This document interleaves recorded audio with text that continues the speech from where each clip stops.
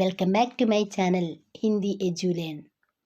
ഹിന്ദി എജുലേണിൻ്റെ ഈ ഒരു വീഡിയോയിൽ 5ാം ക്ലാസ്സിൻ്റെ 5ാമത്തെ യൂണിറ്റിലെ ഏക് ദോ തീൻ എന്ന് പറയുന്ന കഥയുടെ ടെക്സ്റ്റ് ബുക്കിലെ പ്രവർത്തനങ്ങളാണ് നമ്മൾ നോക്കാനായിട്ട് പോകുന്നത്. കഴിഞ്ഞ ക്ലാസ്സിൽ നമ്മൾ പഠിച്ചതാണ് ജൽമുർഗി, അവയുടെ കുഞ്ഞുങ്ങളെയും കുറിച്ചുള്ളൊരു കഥ നമ്മൾ പഠിച്ചല്ലേ. ജൽമുർഗിയുടെ ചൂസ ബില്ലിയെ കണ്ടിട്ട് വീടിനകത്തേക്ക് കയറിപ്പോകുന്നതും ചൂസ ആ വീടിനകത്ത് കളിക്കുന്നതും ഒളിച്ചിരിക്കുന്നതും ഒക്കെ ആയിട്ടുള്ള കാര്യങ്ങൾ നമ്മൾ കണ്ടു. കുഞ്ഞുങ്ങളെ കാണാതെ കുഞ്ഞു കുളക്കോഴികളുടെ അമ്മയും അച്ഛനും അവിടെ നിന്ന് ബഹളം ഉണ്ടാക്കുന്നതും 5 മക്കളെയും തിരിച്ചു കിട്ടിയ ശേഷം നദിയിലേക്ക് പോകുന്നതുമായിട്ടുള്ള കഥ നമ്മൾ പഠിച്ചു. ഇനി ഇതിൻ്റെ ആക്ടിവിറ്റിയാണ് നമുക്ക് ഡിസ്കസ് ചെയ്യാനുള്ളത്. നോക്കാം നമുക്ക്. ചിത്രക്കെ നീച്ചെ ഉചിത് വാക്യ ജോഡെ. ഇവിടെ ചിത്രങ്ങൾ തന്നിട്ടുണ്ട്. ഈ ചിത്രങ്ങൾക്ക് അനുയോജ്യമായ സെൻറ്റൻസുകൾ നിങ്ങൾ എടുത്ത് എഴുതുക എന്നുള്ളതാണ്.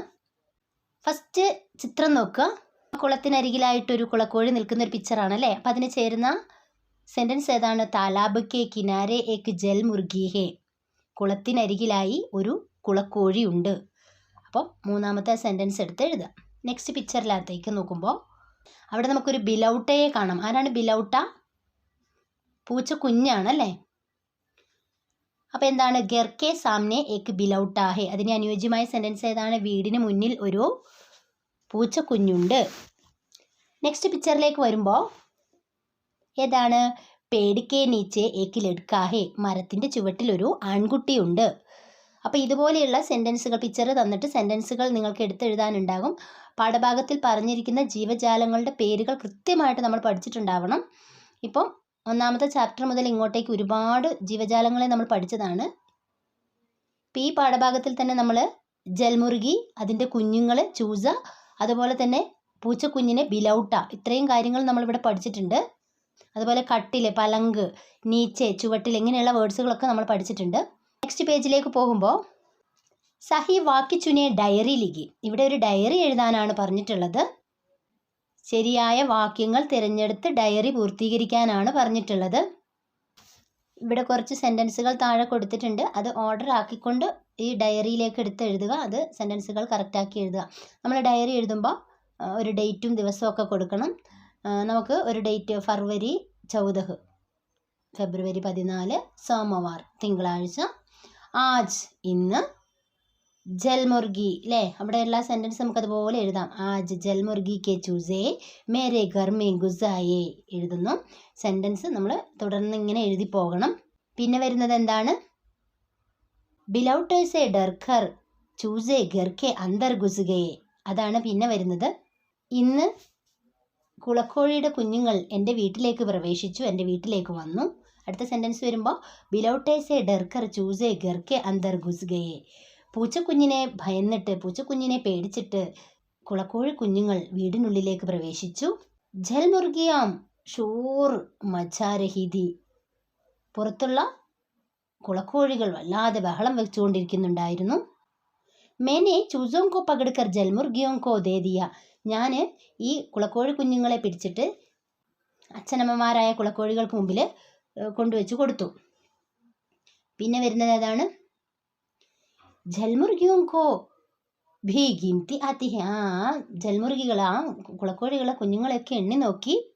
ലാസ്റ്റ് എന്താണ്? ജൽമുർഗിയ നദി കി തരഫ് ദൗഡ് ഗയീം. കുളക്കോഴികൾ നദിയുടെ നേരെ ഓടിപ്പോയി. അപ്പോൾ ഇത് ഓർഡർ തെറ്റിയിട്ടാണുള്ളത്. ഇതിനെ നമ്മൾ ഓർഡർ ആക്കിയിട്ട് ഇതിലേക്ക് സെൻറ്റൻസുകളാക്കി എടുത്തെഴുതുക. അപ്പോൾ ഡയറി എഴുതുമ്പോൾ ഡേറ്റും ദിവസവും എഴുതുക. എന്നിട്ട് നിങ്ങൾക്ക് തന്നിരിക്കുന്ന സെൻറ്റൻസിനെയൊക്കെ ക്രോഡീകരിച്ച് എഴുതുക. അപ്പോൾ എന്താണ്? ഇന്ന് കുളക്കോഴി കുഞ്ഞുങ്ങൾ എൻ്റെ വീട്ടിലേക്ക് കടന്നു വന്നു. പൂച്ചക്കുഞ്ഞിനെ ഭയന്നിട്ട് അവർ വീടിനുള്ളിലേക്ക് പ്രവേശിച്ചു.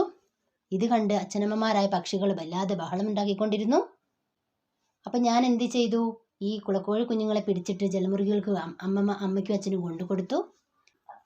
അവരെ കണ്ടപ്പോൾ കുളക്കോഴിയുടെ അച്ഛനും അമ്മയും എന്ത് ചെയ്തു? മക്കളെ എണ്ണി നോക്കി. ആരൊക്കെയാണെന്നുള്ളത് നോക്കി, എല്ലാവരും ഉണ്ടോ എന്നുള്ളത് എണ്ണി നോക്കി. അങ്ങനെ അവർ നദിയുടെ നേരെ ഓടിപ്പോയി. അപ്പം ഈ ഒരു മോഡലിൽ ഡയറി തയ്യാറാക്കുക. നെക്സ്റ്റ് നമ്മളോട് ചിത്ര കഹാനിക്ക് പൂർത്തീകരൻ, ചിത്രം തന്നിട്ടുണ്ട്, സെൻറ്റൻസുകൾ നമ്മൾ ഉണ്ടാക്കണം. ഇതൊരു കഥയാക്കി പൂർത്തീകരിക്കാനാണ് പറഞ്ഞിരിക്കുന്നത്. ഒരു സെൻറ്റൻസ് നമുക്ക് അവിടെ തന്നിട്ടുണ്ട്. ഫസ്റ്റ് ചിത്രത്തിൽ മേരെ ഘർ മേം ഏക് ബില്ലി ഹേ. അപ്പം നമ്മൾ നേരത്തെ പഠിച്ചത് ബിലൗട്ട ആണ്. ആരാണ് ബിലൗട്ട? പൂച്ച കുഞ്ഞാണ് അല്ലേ. എന്നാൽ വലിയ പൂച്ചയ്ക്ക് നമ്മൾ എന്താ പറയുക? ബില്ലി എന്നാണ് പറയുക. അപ്പം മേരെ ഘർ മേം, എൻ്റെ വീട്ടിൽ, ഏക് ബില്ലി ഹേ, ഒരു പൂച്ചയുണ്ട്. അപ്പം ചിത്രത്തിൽ നമുക്ക് കാണാം അല്ലേ. ഉസ്കാ നാം, അവൻ്റെ പേര്. നമുക്കതിനൊരു പേരിട്ടാലോ? എന്താ നമുക്ക് അവനൊരു പേരിടുക? ലല്ലു എന്നിടുക അല്ലേ.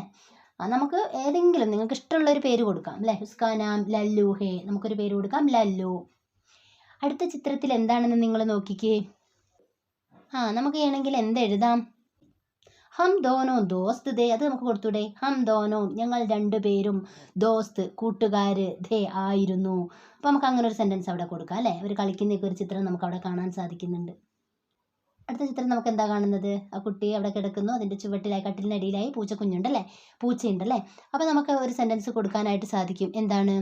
ഹം ഏക് സാത്ത് സോത്തേ ധേ, ഞങ്ങൾ ഒരുമിച്ച് ഉറങ്ങാറുണ്ടായിരുന്നു. ഹം ഏക് സാത്ത് സോത്തേ ധേ, ഞങ്ങൾ ഒന്നിച്ച് ഉറങ്ങുമായിരുന്നു. അടുത്ത ചിത്രത്തിലേക്ക് വരുമ്പോൾ അവിടെ ആ കുട്ടി കുളിക്കുന്നതായിട്ടുള്ള ചിത്രമാണ് കാണുന്നത് അല്ലേ. അപ്പം നമുക്ക് എങ്ങനെ കൊടുക്കാം? നഹാത്തെ സമയ വഹ് മേരെ സാത്ത് ആത്താ ഥാ, കുളിക്കുന്ന സമയത്ത് അവൻ എൻ്റെ കൂടെ വരുമായിരുന്നു. ആ കരയ്ക്ക് അവൻ ഇരിക്കുന്നതായിട്ട് കാണുന്നുണ്ട്. അപ്പോൾ കുളിക്കാൻ പോകുമ്പോൾ അവൻ എൻ്റെ കൂടെ വരുമായിരുന്നു. നഹാത്തെ എന്ന് പറഞ്ഞാൽ കുളിക്കുക, നഹാന കുളിക്കുക. കുളിക്കുന്ന സമയത്ത് അവൻ എൻ്റെ കൂടെ വരുമായിരുന്നു. ഇനി വേണമെങ്കിൽ നമുക്ക് ഇങ്ങനെയും കൊടുക്കാം. ഹമേക്ക് സാത്ത് ഖേൽത്തേ ധേ, ഞങ്ങൾ ഒന്നിച്ച് കളിക്കാറുണ്ടായിരുന്നു എന്ന് കൊടുക്കാം അല്ലേ. ഇപ്പോൾ ഇവിടെ ശരിക്കും കുളിക്കാൻ പോകുമ്പോൾ അവൻ വരുന്നു എന്നുള്ളതാണ് യോജിക്കുന്നത്. നെക്സ്റ്റ് പിക്ചറിൽ അവർ ഭക്ഷണം കഴിക്കുന്നതാണ്. അപ്പം നമുക്ക് എന്ത് പറയാം? ഹം ഏക് സാത്ത് ഖാത്തേ ധേ, ഞങ്ങൾ ഒരുമിച്ച് ഭക്ഷണം കഴിക്കാറുണ്ടായിരുന്നു. പിക്ചറിലോ കുട്ടി സ്കൂളിൽ പോകുന്നൊരു ചിത്രമാണ് അല്ലേ. അപ്പം നമുക്ക് എന്ത് പറയാം? സ്കൂൾ ജാത്തേ സമയം ടാറ്റാ ദേത്താ ഥാ, സ്കൂളിൽ പോകുന്ന സമയത്ത് ഞാൻ അവന് ടാറ്റ കൊടുക്കുമായിരുന്നു. പിന്നെയോ അടുത്ത ചിത്രത്തിലെ കുറേ പൂച്ചകളെ നമുക്ക് കാണാം അല്ലേ. അപ്പം നമുക്ക് എന്ത് കൊടുക്കാൻ കഴിയും? ബഗീചമേം അന്യ ബില്ലിയോം കെ സാത്ത് കേൽത്താ ഥാ, പൂന്തോട്ടത്തിൽ മറ്റു പൂച്ചകളോടൊപ്പം അവൻ കളിക്കാറുണ്ടായിരുന്നു എന്ന സെൻറ്റൻസ് നമുക്ക് കൊടുത്തൂടെ? മറ്റു പൂച്ചകളോടൊപ്പം കളിക്കാറുണ്ടായിരുന്നു. പിന്നെ അടുത്ത പിക്ചറിൽ ഇവൻ പൂച്ചയെ തിരയുന്നൊരു പിക്ചറാണല്ലേ. അപ്പം നമുക്ക് എന്ത് അവിടെ എഴുതാൻ കഴിയും? ഏക് ദിൻ ഉസ്കോ നഹീൻ ദേക്ക, ഒരു ദിവസം അവനെ കാണുന്നുണ്ടായിരുന്നില്ല. ഏക് ദിൻ ഉസ്കോ നഹീൻ ദേക്ക. അപ്പം അടുത്ത ചിത്രത്തിൽ നമുക്ക് എന്ത് കൊടുക്കാൻ കഴിയും? ആ ചിത്രത്തിന് അനുയോജ്യമായിട്ട് നമുക്ക് എന്ത് ചെയ്യാൻ? അതും വേണമെങ്കിൽ എഴുതാം. അല്ലെങ്കിൽ ഘർമേ ബിസ്തർക്കെ നീച്ചെ, വീട്ടിൽ വിരിപ്പിൻ്റെ ചുവട്ടിലും കട്ടിലിൻ്റെ അടിയിലും, അവർ കഹീംബി, മറ്റൊരിടത്തും നഹീൻ ദേക്ക, അവനെ കണ്ടില്ല. പിന്നെയോ അടുത്ത ചിത്രത്തിലെ കുട്ടി അവനെ ഇങ്ങനെ തിരഞ്ഞിങ്ങനെ നിൽക്കുന്നതായിട്ടുള്ള ഒരു ചിത്രം കാണുന്നുണ്ടല്ലേ. വഹ് നദി കെ പാസ് ബി നഹീൻ ഥാ, അവൻ നദിക്കരയിലൊക്കെ പോയി നോക്കി, അവിടെ അതിൻ്റെ അടുത്തൊന്നും അവൻ ഉണ്ടായിരുന്നില്ല. അടുത്ത ചിത്രത്തിന് അനുയോജ്യമായത് എന്താണ്? വഹ് അന്യ ബില്ലിയോം കെ സാത്ത് ധി, അവൻ മറ്റു പൂച്ചകളോടൊപ്പം ഉണ്ടായിരുന്നു. അവസാനം അവൻ്റെ കയ്യിലേക്ക് പൂച്ചയെ കിട്ടുകയാണ് അല്ലേ. അപ്പം നമുക്ക് എന്ത് പറയാം? വഹ് മിൽ ഗയി, അങ്ങനെ അവനെ കിട്ടിപ്പോയി. അപ്പോൾ ഇതുപോലെ സെൻറ്റൻസുകളൊക്കെ വെച്ചുകൊണ്ട് നമ്മൾ കഥകൾ എഴുതാനൊക്കെ അറിയണം. നിങ്ങൾക്ക് സെൻറ്റൻസുകളൊക്കെ തന്നിട്ടുണ്ടാകും. പതുക്കെ നിങ്ങൾ സ്വന്തമായി സെൻറ്റൻസ് എഴുതാൻ പഠിക്കണം. അപ്പോൾ ഈ ചാനൽ ഇതുവരെ ഫോളോ ചെയ്യാത്തവരാണ് നിങ്ങളെങ്കിൽ ചാനൽ ഫോളോ ചെയ്യുക. തീർച്ചയായിട്ടും നിങ്ങൾക്ക് ഉപകാരപ്രദമായ വീഡിയോകളായിരിക്കും ഉണ്ടാവുക. സെൻറ്റൻസുകൾ എങ്ങനെ എഴുതാമെന്നും ഒരു സെൻറ്റൻസിൻ്റെ എൻഡിങ് എങ്ങനെയായിരിക്കും, ഗ്രാമറായിട്ടുള്ള കാര്യങ്ങളും അതുപോലെ പാഠഭാഗങ്ങളും അതിൻ്റെ ആക്ടിവിറ്റികളും ഒക്കെ ആയിട്ട് വരും ക്ലാസ്സുകളിൽ നമുക്ക് കാണാം. Thank you.